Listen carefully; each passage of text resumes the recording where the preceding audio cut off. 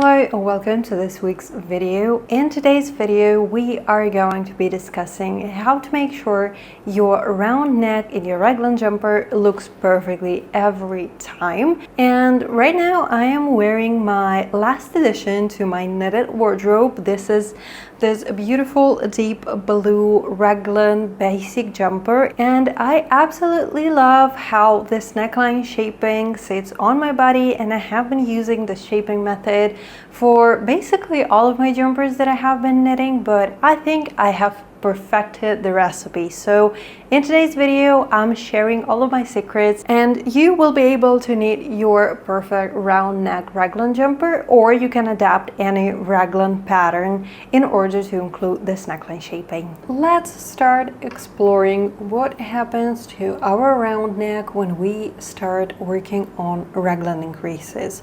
Here in front of me you can see the start of my new project. This is a double folded collar. I have a video showing you how I create these folded necklines on my channel. I will leave a link down below. So if you are looking for a way to create a beautiful folded collar, you can definitely check out that video. But now we will be looking at ways how to shape this round neckline, because the thing is, it is round, but the moment you start increasing down your Raglan lines, it stops being round and basically transforms into something very weird. So if you ever ended up with a round neckline that looked like this in your final garment, I got you. So if you just cast on this beautiful round neckline and then start increasing down the Raglan lines, this is basically the shape of the neckline that you will end up with. And if I open it up, this is how it looks from the top. And the question is, well, why a beautiful round neckline transforms into something that resembles a boat neckline? Well, the thing is, because of how increases are made in the Raglan, and that is down these four Raglan lines, inevitably you are not knitting in the round. The shape that you are actually knitting is a rectangle, because while you are knitting straight in between the Raglan lines, by adding 2 stitches, for example, at your Raglan line, you make the line curve, then you knit straight until you reach the next Raglan line, then you turn again. So basically what you're knitting and what you're ending up with is a rectangle, and that is why your neckline transforms and gets into this really weird shape where it resembles more a rectangle than a round. So what we need to do is we need to find a way of shaping this neckline from the get-go so that no matter how we do our increases, it stays the shape we want it to stay. Here is one of my t-shirts.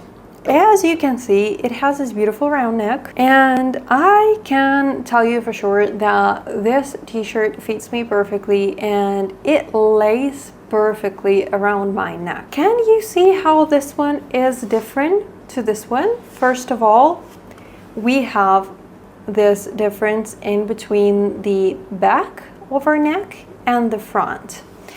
Here, as you can see, the two panels are absolutely the same, and what you will then end up with is the front neckline that chokes you and the back neckline that sits kind of weird because it is straight, and you can actually find this construction like falling back on your body, so you will have way more back exposed that you want in a sweater, for example. So let's see how can we correct this beautiful shape so that it resembles more a store-bought item. We will need to include a few things in our neckline shaping so that it resembles what we are seeing here. First of all, as you can see, the back of the neckline is not straight. It is not a straight line. It is just slightly curved. Then if you look closer at how the shoulders look like, I have a small ruler here. So as you can see, the ends of our neckline are kind of lifted, and of course what we see here is a beautifully rounded neckline that sits way lower than the back part. So let's see what we can do with our knitted garment so that it resembles a store-bought item a bit more. Now we are back with our Raglan jumper, and let's start from the back. Right, so we said that we want a slight rounding at the back. Let's just draw it and then we'll think about how to do that in real life. So let's lower it just a little bit, like that.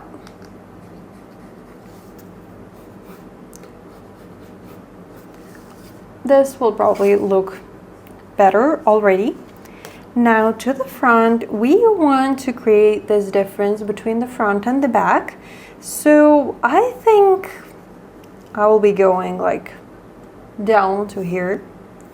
And now I need to draw a beautiful rounded neckline, just as the one we saw in that t-shirt.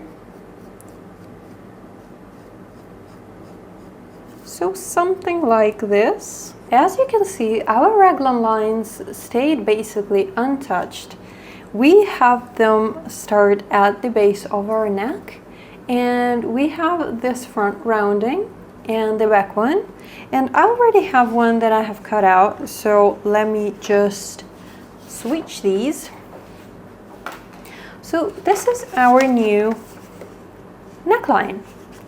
It has the difference between the front and the back, the rounded back, the beautifully round front, and what I can also create is that shoulder that we have seen in the t-shirt, and we will be forming this one together with the back neckline. So I will not be keeping it folded, but we will be creating this increase right here. So there we go. The problem is we still kind of knit in a rectangle. Basically, we're knitting straight in between the raglan lines, then we're going straight in between the other two lines. So basically, this is how we knit.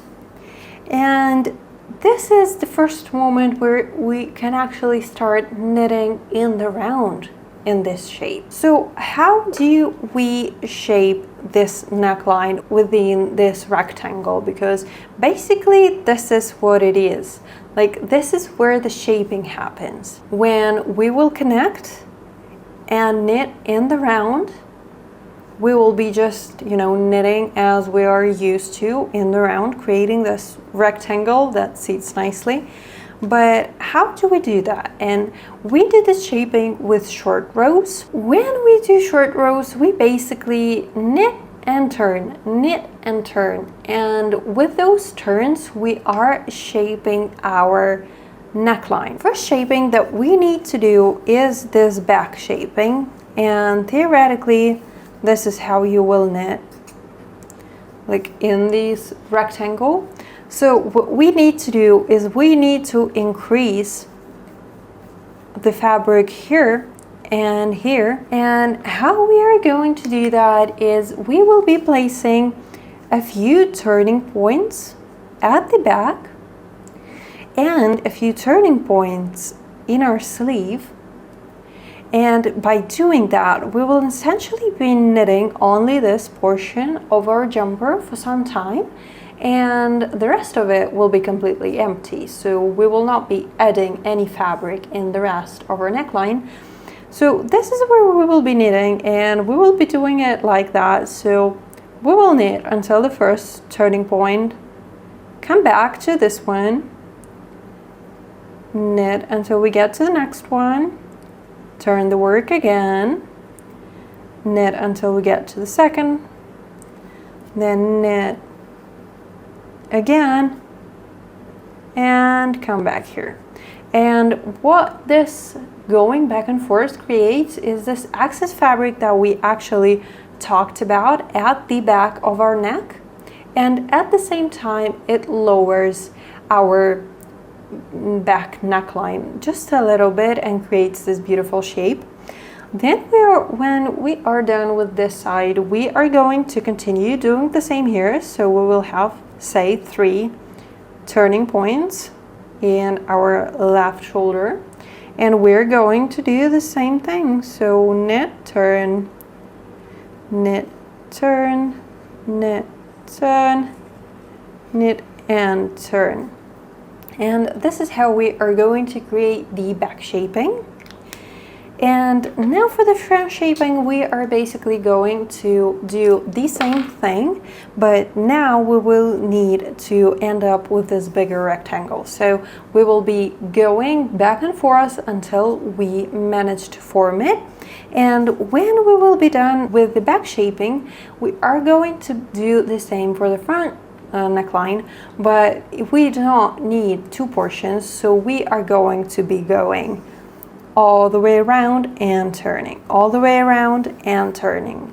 So it will look something like that. I unfortunately cannot fully draw it. I will be going this way like that, and then going back, going back, going back,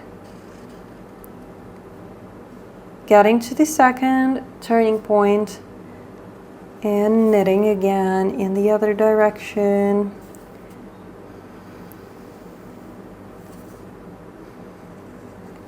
And this way, by knitting all the way down to where our shaping ends, we will get this beautiful round neckline that does not care about irregular lines or the fact that we knit in kind of a weird rectangle.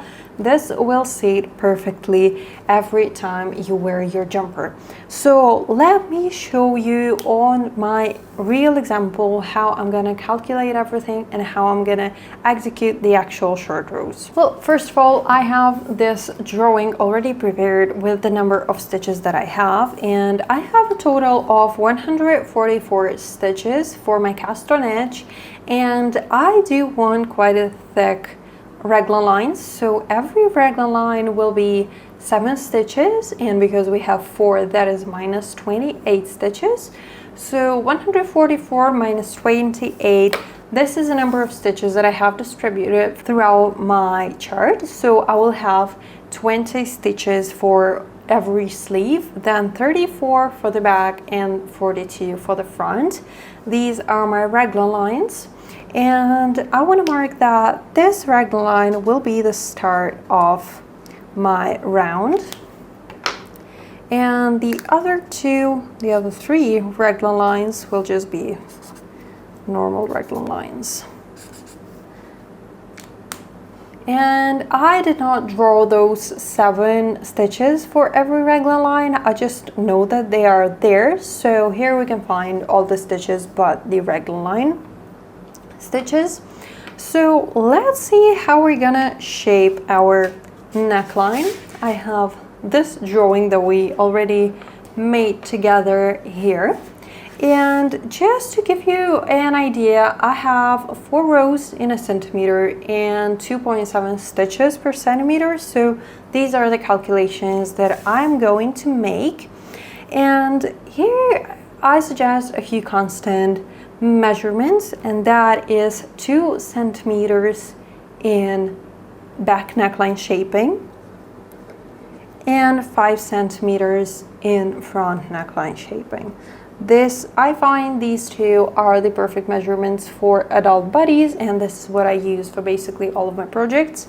So 2 centimeters, if I multiply that by 4 rows in a centimeter, that gives me 8 rows. And if I multiply 5 by 4, that gives me 20 rows of short rows in the front. The thing is, because we are turning, right, so we are knitting 8 rounds, and to knit 8 rounds, we will need to turn 4 times in our sleeve and 4 times in our back. So this results in 4 turning points. and 20 rows will be knitted over 10 turning points. Now we will need to distribute those 4 and 10 turning points throughout the front and the back of our jumper. So first of all, let's distribute the back stitches. I have 20 stitches in my sleeve and I need to have 4 turns here, and I like to kind of concentrate these in the back half of my stitches. So 10 stitches, I cannot divide 10 stitches by 4, but I can perfectly divide 12 stitches by 4 and get turning points every 3 stitches. So this is what I'm gonna do. I'm gonna draw these 4 turning points. I'm going just a little bit past the middle of my sleeve here, and I will have 3 stitches, 3 stitches, 3 stitches, and 3 stitches. But the thing here, both for the back and the front, we don't want to have equally distributed stitches because this will result in a boat neck. So what we want to do is, the further we get from the raglan line, the bigger the gaps we want to leave. So if we turn, say, closer to the raglan line the first two times, then we are going to increase our number of stitches in between the turns. And to calculate, what I like to do is I like to leave around 4 to 5 centimeters here at the back that are actually straight. And here for this jumper, I decided that I'm gonna leave 12 stitches at the back untouched. That is 34 minus 12, 22 stitches divided by 2. So I have 11 stitches to distribute here and 11 stitches to distribute right here. And how I'm gonna do that, I think I'm gonna turn 2 times after every 2 stitches, then I'm gonna knit 3 and turn, and then I'm gonna knit 4 and turn. So I'm gonna copy the same pattern for the left side. So right now we have the back shaping and the back of the neck shaping, and now we'll need to think about the front. And here I will as well be leaving a few stitches untouched, and I think if I have 12 here, I can leave also 12 here, but I would say let's do 14. This leaves us 28, so 14 stitches we will need to divide between 10 turning points. So I'll have 10 turning points here, as we have calculated right here. So 10 turning points here and 10 turning points right here. And as I did with the back, so for the front, I will need to turn a lot, and my turning points need to be very close together when I do have my raglan line, and then I can space these a bit more. So I need 10. I have 3 here. No, I have 4 here actually. 1, 2, 3, 4, 5, 6, 7, 8, 9, 10. Yeah, okay, doesn't look perfect, but 1, 2, 3, 4, 5, 6, 7, 8, 9, 10. Yeah, this looks way better. So we have 14 stitches that we need to distribute throughout our turning points. And I think I'm gonna do a bunch of 1 stitch increases, 1 stitch turning points. This gives us 6. Let's do 7. Then 2 stitches, that's 9, 11, 14. So as you can see, I am turning very close together. My turns are located quite closely together for my first turning points, and then they kind of move further apart from each other. So this one I'm mimicking the right side. So these are our turning points done. So now what I like to do is I like to number the turning points, and then I would just tick or cross all the turning points that I have already made when I'm knitting. This makes my life way easier. So first of all, when I knit this way, I am knitting on the right side. When I'm turning and knitting this way, this is the wrong side. So what I like to do is I like to draw an arrow to indicate which way is my right side going. So this is my start of the round. And with raglan increases, I have one rule, and that is to increase at this raglan line right before and right after the raglan line. So say I need to increase at the raglan lines for the body and for the sleeves in round 3. And I am finishing my second round where I'm not increasing anything, so I'm just knitting. I'm getting to the end of the round, and I know that in the next round I will need to increase for the body. So I am increasing already when I reach this raglan line for the body and for the sleeve, so that my increases are located at the same height.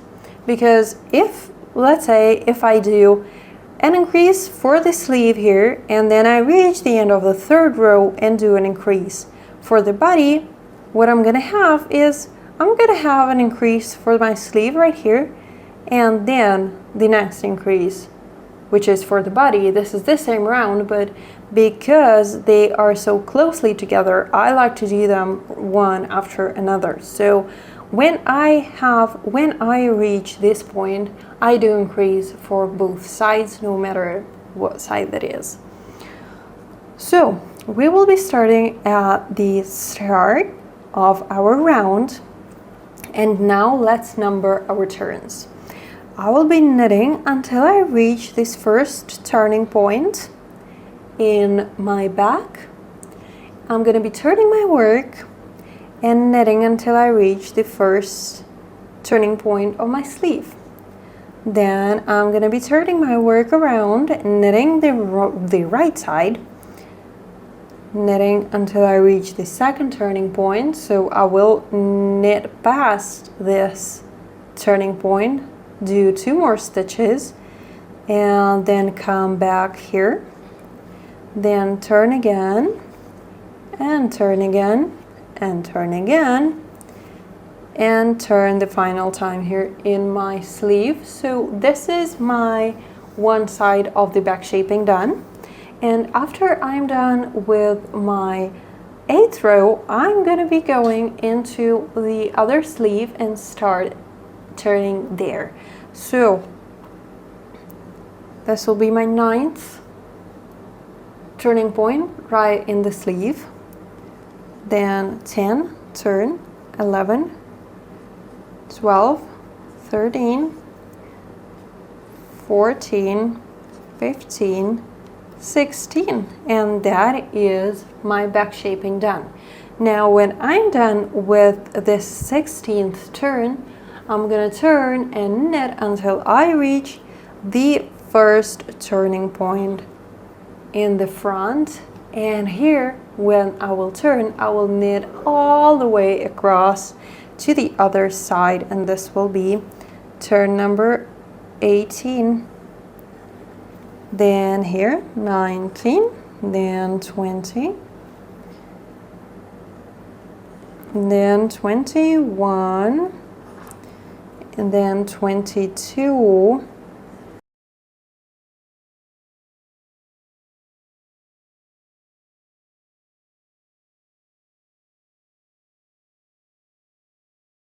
and this is my final turning point.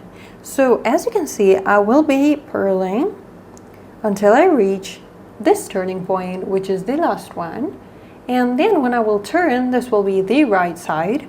So I will be working on my right side, and basically in the next round I am gonna knit all of these stitches that I have remaining in here, 14 that I have not touched. And basically this is where I'm gonna start knitting. And the round, I mean, it does seem intimidating, but this is actually just following a pattern. So let's do this together for my current knit. And I'm sure that because the neckline is the first thing that a person sees, and when people look you in the eyes, this is what they see, this is what they notice, I think it is worth spending some time here and making sure your neckline looks perfect. And the thing is, because I have 4 rounds in the centimeter, this is why I need to make all of these turns. If you had, say, 2 rows in a centimeter, you will need to do 2 turns here and 5 turns for the front. So don't be intimidated. If you knit with larger needles, you will need to make fewer turns. So let's get to knitting. And before we do, I have here my small notebook that I always carry with me when I'm knitting, and I have this same drawing that we just did together. I have it in here numbered as I did with you, but what I also have here is how my increases are distributed. So as you can see, B stands for the body and S for the sleeve. This is how I know that when I'm on round 1, I need to increase for the body. Then in round 2, I'm not increasing. Then round 3, increasing for the body, and so on. For example, here in round 15, I'm increasing for both the body and the sleeve.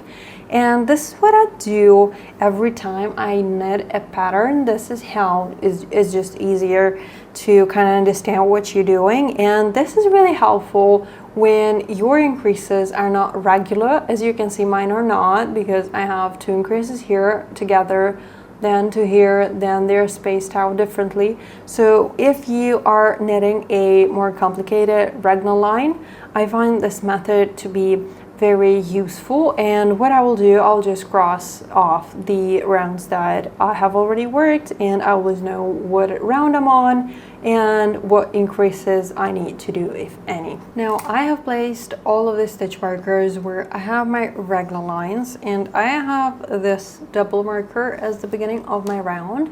And one hack that I like to use for my Raglan lines, especially when they are bigger, is I like to color code my sleeves and my body. So as you can see, blue here, this light purple, stands for sleeve. So this is my sleeve, and this is my body part. This is again my sleeve here, and this is my body. This is the front, this is the back.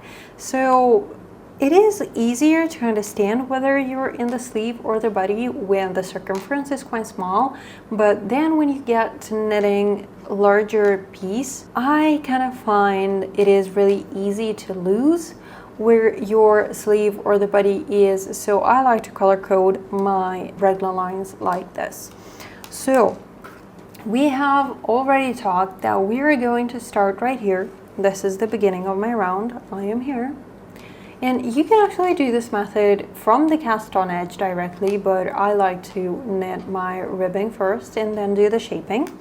So I will be on my first round, and what I need to do is, first of all, my first row is my body increase row. And as I said, I will be doing this increase right here. So before this Raglan line, even though I'm just at the beginning of it. So I will be increasing here for the body, knitting through the sleeve, increasing after this Raglan line, knitting 2 more stitches, and then turning. So let's do it.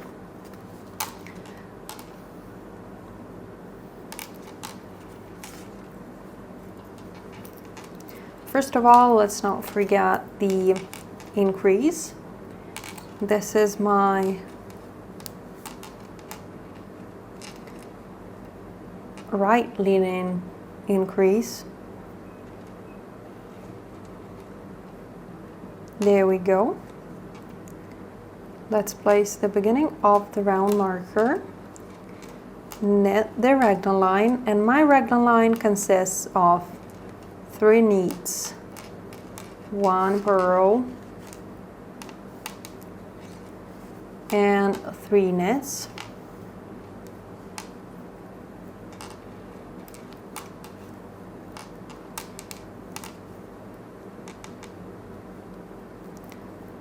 This is the end of my raglan line.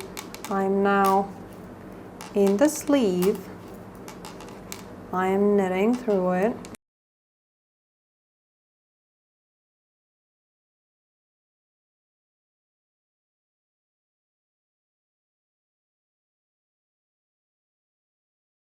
I have reached my second raglan line. I am knitting it from this side, so 3 knits for me, 1 purl.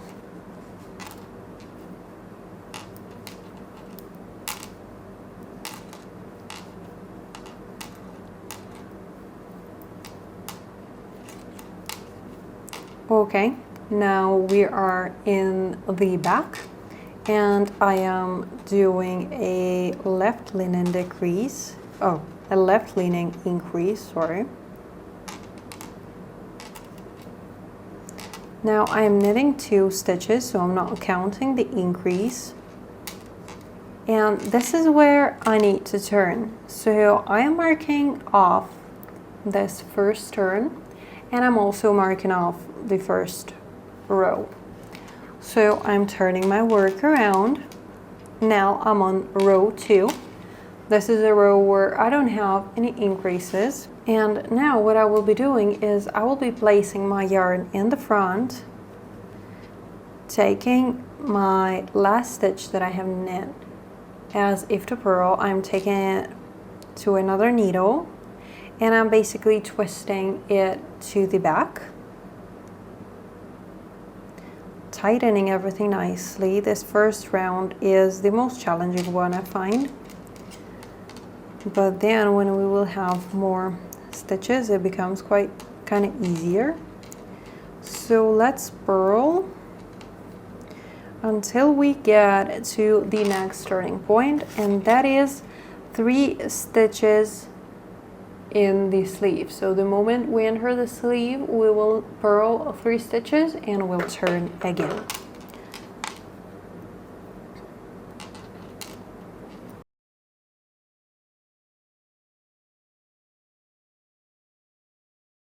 Now I am in my sleeve, so I am purling 3, 1, 2, and this is my last stitch that I need to purl, and I prefer to do it a bit differently when I do short rows. And it is, I would not do it normally. So normally I would enter the stitch and then go around the yarn like that. In here, what I like to do is I like basically wrapping my needle in the other direction. I feel like this results in a way more beautiful and unnoticeable stitch. So I have just done the second turning point, and I have just completed row 2. Now I'm turning my work. I am on row 3, and this means that I will need to increase for the body, and I will be knitting 2 stitches past my last turning point in the back. And to create my double stitch to turn, I am basically entering this last stitch as if to purl, transferring it to my needle and twisting it to the front, tightening it, and now continuing to knit.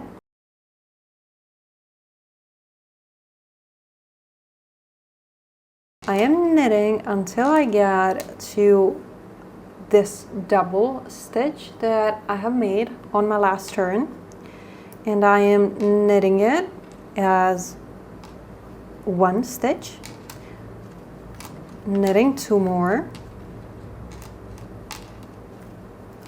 and turning. This is my 3rd turning point done, and my 3rd row done. So now I'm on the wrong side, on row 4, and I need to knit 3 stitches past my last turning point in the sleeve. So just as we did before, I am transferring my stitch the same way I did before.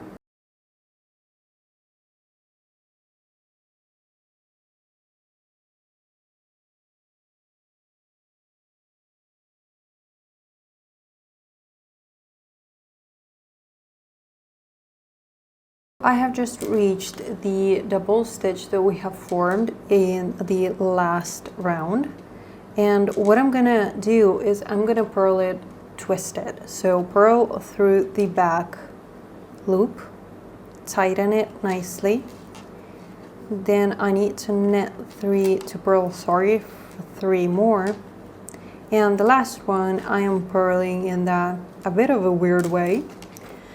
But this is my fourth turning point done, and now I'm on row 5, and I will need to increase for the body, and I will knit 3 stitches past my last turning point.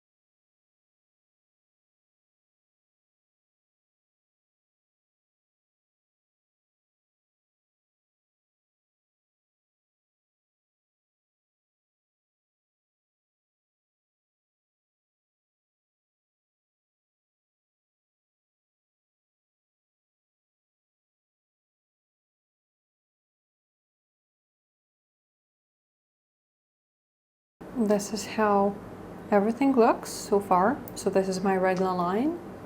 These are my increases. And can you see this beautiful shape that we are creating with short rows right here?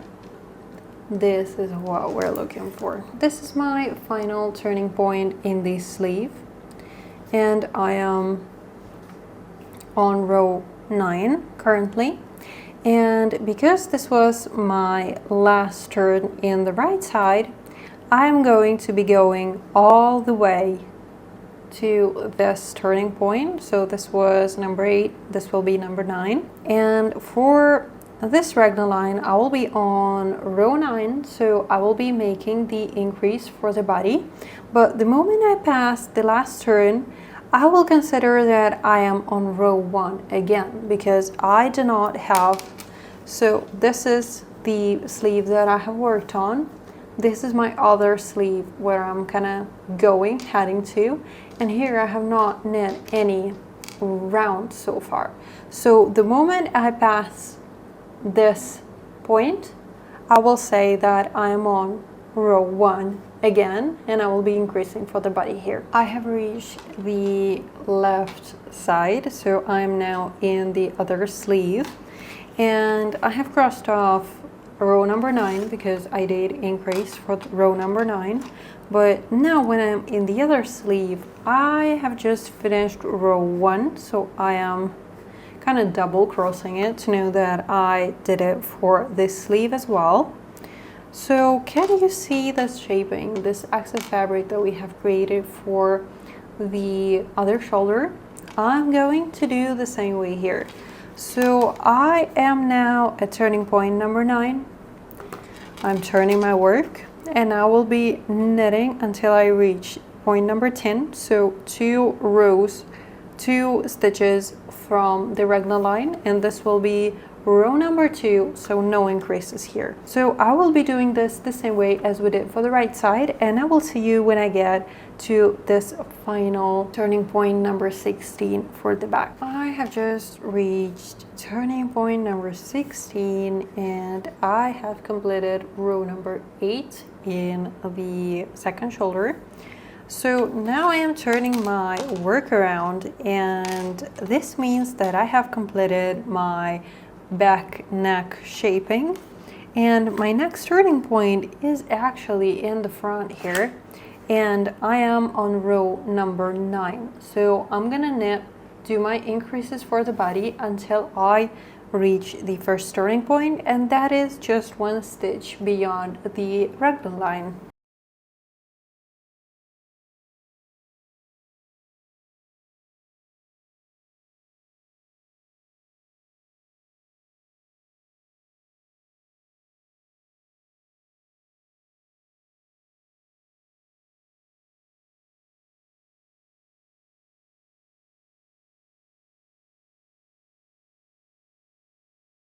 I am reaching my body Raglan line.